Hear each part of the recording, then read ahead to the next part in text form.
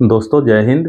देखिए हम लोग जो बीएनएस में पढ़ रहे थे, थोड़ा सा जो है बचा है और उसको पढ़ के ख़त्म करते हैं। आज हमको पढ़ना है आपराधिक न्यास भंग, ठीक है? Criminal breach of trust. तो किस धारा में है, क्या है, ये सब जो है नहीं जानिए, टर्म जानते रहिए, ठीक है? क्रिमिनल ब्रीच ऑफ ट्रस्ट, देखिए ट्रस्ट जो होता है, ठीक है, उसको तोड़ना, यही चीज़ है आपराधिक न्यास भंग। न्यास यानी जो ट्रस्ट है उसको भंग करना, आपराधिक यानी क्रिमिनल माइंड से, ठीक? तो क्या चीज़ है कि जैसे अगर कोई संपत्ति, ठीक है, कोई व्यक्ति अपनी संपत्ति किसी और को देता है और वो भरोसे पे या ज़िम्मेदारी पे देता है कि वो जो इसको दिया जा रहा है उसका वो प्रयोग करे उसके अनुसार, लेकिन वो उसका भरोसा तोड़ के और उसका गलत प्रयोग करता है, तो उसी को बोला जाता है आपराधिक न्यास भंग, ठीक है? कोई संपत्ति किसी व्यक्ति को भरोसे या ज़िम्मेदारी पे दी जा रही है, लेकिन उसने जो है गलत प्रयोग किया। जैसे एग्जाम्पल क्या हो जाएगा,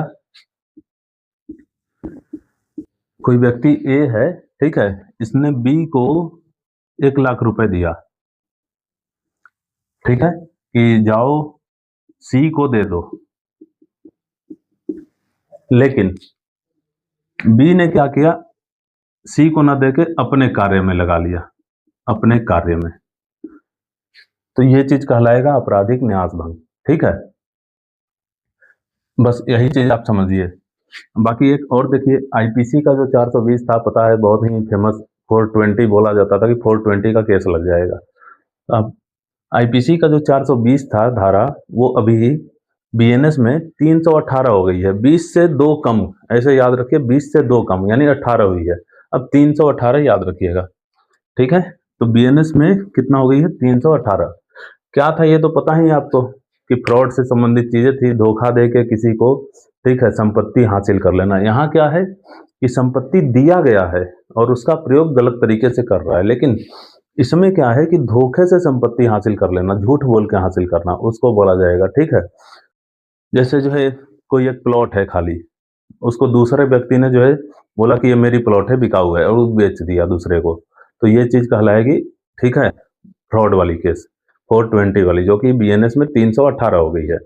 अब आप इतना समझिए कि इसकी सजा आपको जो है याद रखनी है, तो इसमें 3 साल तक की सजा का प्रावधान है, ठीक है? कितने साल तक? 3 वर्ष तक की दंड का प्रावधान है। यही चीज आपको ध्यान रखना है, ठीक है? यही चीज आपको ध्यान रखना है। अब इसके आगे बढ़ते हैं, इसको मिटाते हैं, फिर आगे बात करते हैं। देखिए, अगला जो टॉपिक है वो है रिष्टी, ठीक है, जिसको बोलते हैं मिसचीफ। तो रिष्टी जो है, मिसचीफ क्या कहलाता है? शरारत, ठीक है, शरारत, इसको जो है शुद्ध लोकल लैंग्वेज में बोल सकते हैं।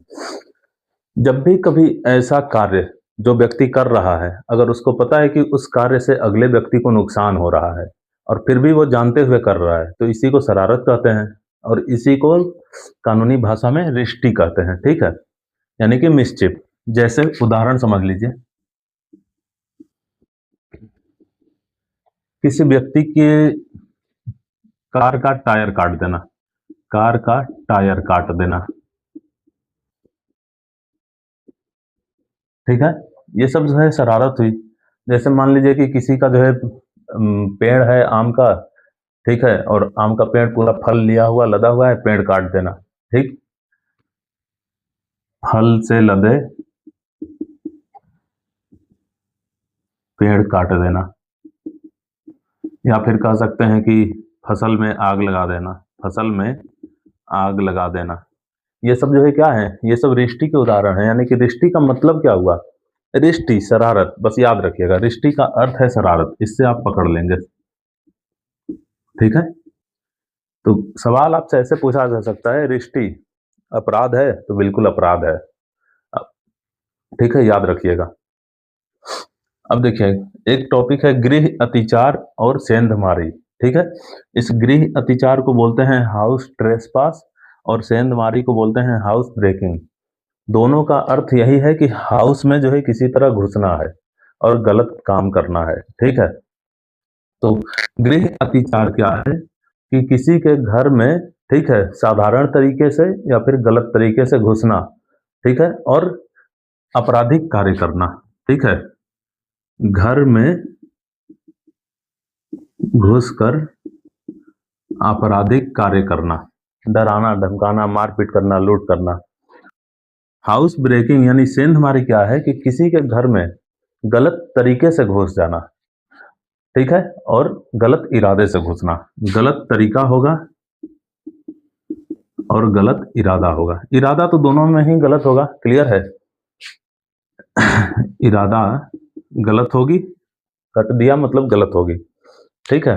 इरादा गलत होगी, गलत तरीका आ जाएगा इसमें। जैसे छत का जो है कोई बारजा तोड़ के, हाँ ठीक है, या फिर जो है मान लीजिए कि खिड़की तोड़ के, दरवाजे तोड़ के, या फिर किसी के घर में शाम को ही घुस के चौकी के नीचे छुप जाना, ये सब सेंधमारी कहलाता है, ठीक है, सेंधमारी, ठीक। तो ये चीज तरीके याद रखिएगा। देखिए अब दोनों में गंभीर कौन होगा, तो ये गंभीर होगा क्योंकि गलत तरीके से घुसा जा रहा है। इसमें तो आदमी सामने भी जाके डरा धमका सकता है। तो गंभीर कौन सा होगा, अगर पूछ ले कि इसमें से दोनों गंभीर कौन है, तो सेंधमारी यानी हाउस ब्रेकिंग ज्यादा गंभीर है, ज्यादा गंभीर, ठीक है। अगला टॉपिक देखते हैं, इसको मिटाते हैं।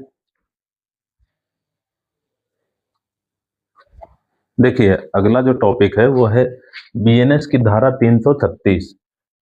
क्या है ये, किसी व्यक्ति की प्रतिष्ठा को, ठीक है, अगर उसकी इज्जत को कोई व्यक्ति खराब करने के इरादे से, ठीक है, खराब करने के इरादे से अगर जो है कोई जाली चीज बनाता है, ठीक है, फर्जी चीज बनाता है, जैसे इरादे से क्या चीज बनाया, मान लीजिए कि कोई दस्तावेज बना दिया, ठीक है, या फिर उसकी हैंड राइटिंग जो है उसका वो कॉपी कर लिया, ठीक है, हैंड राइटिंग,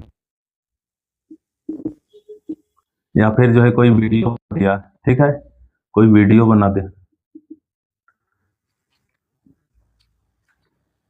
या फिर कुछ भी जो है ऐसी लिखावट वाली चीज है, यानी कि यहाँ पे ये सारी चीजें बनाई जा रही है, क्रिएट की जा रही है, ठीक है। तो आप बात को समझिएगा। बीएनएस की धारा 336 जो है क्या कहती है कि किसी भी व्यक्ति की प्रतिष्ठा या इज्जत को नुकसान करने के लिए, ठीक है, एक जाली चीज बनाना, ठीक, एक कोई जाली दस्तावेज बनाना, तो ये जो है दंडनीय है। और दंडनीय कितना है, तो 3 साल तक। इसमें दंड कितना है, 3 वर्ष तक। जैसे मान लीजिए कि कोई व्यक्ति है मोहन, ठीक है, इसकी प्रतिष्ठा को खराब करने के लिए, ठीक है, सोहन ने मोहन को प्रतिष्ठा को खराब करने के लिए सोहन ने इसके नाम का अकाउंट बनाया फेसबुक पे, ठीक है, फेसबुक अकाउंट बनाया और उस पर गलत गलत वीडियो ऑडियो डालने लगा, तो ये कहलाएगी 336 के तहत दंडनीय। और देखिए ये भी वही चीज है लगभग, मानहानि। मानहानि में एक चीज याद रखिएगा, आईपीसी में कितना था ये, पहले 499 था, अभी क्या है, बीएनएस में 356 है। 356 याद रहेगी ना, याद रखिएगा 356। वैसे आर्टिकल क्या है आपको याद होना चाहिए, राष्ट्रपति जब आपातकाल वाले में पढ़ेंगे तो उसमें जो है ना राष्ट्रपति शासन, ठीक है, राष्ट्रपति शासन, तो समझ लीजिए वही मानहानि, ठीक है। मानहानि क्या है, यहाँ पे भी वही चीज है, किसी व्यक्ति की इज्जत प्रतिष्ठा को नुकसान पहुंचाना, किसी व्यक्ति की इज्जत या प्रतिष्ठा को नुकसान पहुंचाना, लेकिन झूठा गवाही देकर या झूठ बोलकर,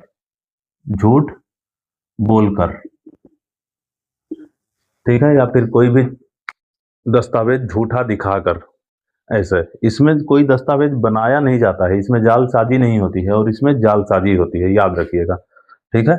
यहाँ पे जालसाजी नहीं है, जालसाजी नहीं है। तो कौन सी जो है ज्यादा गंभीर हो जाएगी, ये वाली ज्यादा गंभीर हो जाएगी। इसकी सजा कितनी है, 3 वर्ष, और इसकी सजा कितनी हो जाएगी, 2 वर्ष, ठीक है, इसकी सजा 2 वर्ष। इतना चीजें ध्यान रहेगी।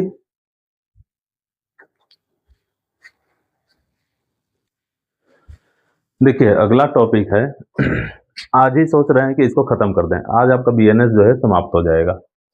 आईपीसी की धारा 494, धारा नहीं भी याद रखिएगा तो ये टर्म याद रखिएगा, द्विविवाह, बाईगमी, ठीक है। बीएनएस में 82 हो गया है, दो लोग 8 विवाह नहीं कर सकते, ऐसे समझिए। दो लोग 8 विवाह नहीं कर सकते, यानी कि द्विविवाह यहाँ पे है। आपको ये याद करवाने के लिए बोल रहा हूँ, ठीक है। द्विविवाह का मतलब क्या है कि एक व्यक्ति, ठीक है, दो विवाह कर लेगा तो वो कानूनन अपराध होगा, ठीक, यही चीज है। अच्छा, कब लागू होगी? कब लागू होगी? जब, समझिए, जब कोई पहली विवाह, ठीक है, वैध हो, कानूनन वैध हो, ठीक है, ठीक है। और पति या पत्नी, पति या पत्नी, ठीक है, याद रखिएगा, पति या पत्नी का तलाक ना हुआ हो, मतलब वही हुआ, वैध है। तलाक ना हुआ हो तो मतलब वही हुआ कि वैध है, ठीक है। और इस दौरान अगर कोई व्यक्ति अपनी पहली पत्नी या फिर पहले पति के जिंदा होते अगर दूसरा शादी कर लेता है, या कानूनन वैध है अगर उसकी शादी, और उसके बाद दूसरा शादी कर लेता है, तो ये कहलाता है द्विविवाह। और द्विविवाह क्या है? ये अवैध है, ठीक है, अपराध है। कब लागू नहीं होगी? नहीं, तो वही चीज, जब विवाह अवैध हो जाए, विवाह अवैध हो जाए, यानी तलाक हो गया हो। एक पॉइंट अलग से याद रखने लायक वो है कि कोई भी पति या पत्नी है, ठीक है, पति या पत्नी है, वो 7 वर्ष से गायब है, 7 वर्ष से गायब, यानी कि जो है उस लापता है, ठीक है, और उसके जीवित रहने की कोई खबर ना हो। 7 वर्ष से गायब है और जीवित रहने की खबर ना हो, जीवित रहने की, यानी आपको कुछ पता ही नहीं है कि जिंदा है कि नहीं है, तब ये लागू नहीं होगी, तब जो है आदमी दूसरा विवाह कर सकता है, ठीक है। अच्छा, इसमें सजा कितनी होगी? 7 वर्ष गायब रहने वाला तो 7 वर्ष की सजा। सजा कितनी है? 7 वर्ष की। अब देखिए कितना भयानक जो है गुनाह मान लिया गया है यहाँ पे, कि दो विवाह करने पे 7 वर्ष की सजा, मानहानि या झूठा उठा बोलने पे ये सब 3 साल 2 साल की सजा थी। देख रहे हैं? तो आपको ध्यान रखना है, दूसरी शादी ऐसे नहीं करनी है। इसमें एक जो सबसे इंपॉर्टेंट चीज है वो ये पूछा जाता है कि द्विविवाह जो है, द्विविवाह वो किस पे लागू नहीं होता है? तो वैसे ये लागू किस पे होता है? लागू किस पे होगा? सभी धर्मों पे, सभी धर्मों पे, ठीक है। क्या मुस्लिम पे भी लागू होगा? मुस्लिम लोग तो सरिया से सरिया बोल रहा हूँ, शरीयत से चलते हैं, सॉरी, सरिया नहीं, शरीयत। मुस्लिम लोग शरीयत से चलते हैं, तो मुस्लिम में ओनली महिला पे लागू होता है, याद रखिएगा। मुस्लिम में केवल महिलाओं पे, पुरुष इसके अंतर्गत नहीं आता, पुरुष इसके अंतर्गत नहीं आता है। इसका कहने का मतलब ये हुआ कि मुस्लिम जो पुरुष है, मुस्लिम पुरुष, वो द्विविवाह के अंतर्गत नहीं आता, वो 2 या 3 या उससे अधिक विवाह कर सकता है। उसका शरीयत में ऐसा लिखा हुआ है, ठीक है, उसके जो कानून है उसका, उसमें जिक्र है। तो याद रखेंगे कि जो है ये सभी धर्मों पे लागू होता है, मुस्लिम महिलाओं पे भी लागू होता है। किस पे लागू नहीं होता है? तो मुस्लिम पुरुष पे लागू नहीं होता है। यही चीज आपको ध्यान रखना है, द्विविवाह, ठीक है। एक दो टॉपिक और है बट आगे खत्म करते हैं। देखिए, अगली एक टॉपिक है आईपीसी का 497 जो धारा है, वो बताता है जार कर्म, ठीक है, जार कर्म या फिर एडल्ट्री के बारे में। ये क्या है? ये था कि जैसे जो है कोई विवाहित जोड़ा है, ठीक है, कोई पति पत्नी है, और उसकी पत्नी का अफेयर किसी और के साथ हो गया, ठीक है, दूसरे व्यक्ति के साथ, और उन दोनों ने जो है सेक्सुअल इंटरकोर्स कर लिया, ठीक है, सेक्सुअली इंटरकोर्स कर लिया, यानी कि जो है सेक्स कर लिया, सीधा से समझिए। तो ऐसे कंडीशन में जो पुरुष था ना, वो अपराधी मान लिया जाता था, ठीक है।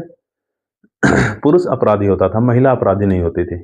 अगर उस पुरुष ने, दूसरे पुरुष ने उस विवाहित महिला के साथ बिना उसकी पति की अनुमति के शादी, सॉरी, सेक्सुअल इंटरकोर्स कर लिया, तब ऐसे में वो पुरुष जो है अपराधी माना जाता था और ऐसे में उसको 5 वर्ष की सजा दी जाती थी। क्या बताया मैंने कि यदि ए बी से समझते हैं, ए और बी विवाहित हैं, विवाहित है, ठीक है, और बी मान लीजिए पत्नी है, बी पत्नी है। अब इसका अफेयर जो है सी से चल रहा है, सी से चक्कर, ठीक है, सी से चक्कर चल रहा है। अब सी ने ए से पूछा नहीं, भाई कोई पूछता थोड़ी है, सी ने ए से पूछा नहीं और मिलके जो कहीं गए और सेक्सुअली इन्वॉल्व हो गए, ठीक है। बाद में ए को पता चला, इसने केस कर दिया, केस कर दिया तो सी जो है चले गए थाने में और वहां से इनको 5 वर्ष की सजा हो जाती थी, 5 वर्ष की सजा। तब ऐसे में 2018 में एक केस आया, ठीक है, 2018 में बहुत फेमस केस है, Joseph Shine versus Union of India. Joseph Shine case में बोला गया कि भाई साहब ऐसे में तो लग रहा है कि सी अगर पूछ लेता तो जो है कोई दिक्कत ही नहीं है, ये तो धारा यही कह रही है कि सी अगर पूछ ले तो कोई दिक्कत नहीं है। इसका मतलब ये है कि बी जो महिला है वो तो जो है पुरुष की संपत्ति हो गई।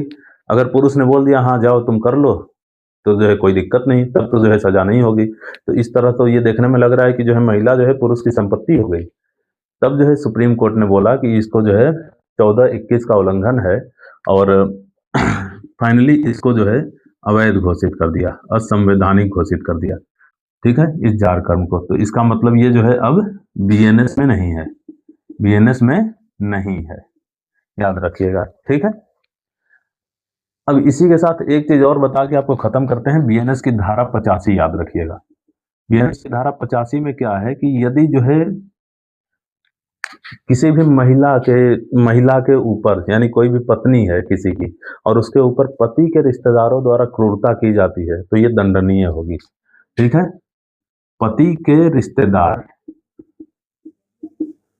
द्वारा पत्नी पर क्रूरता दंडनीय है, दंडनीय है।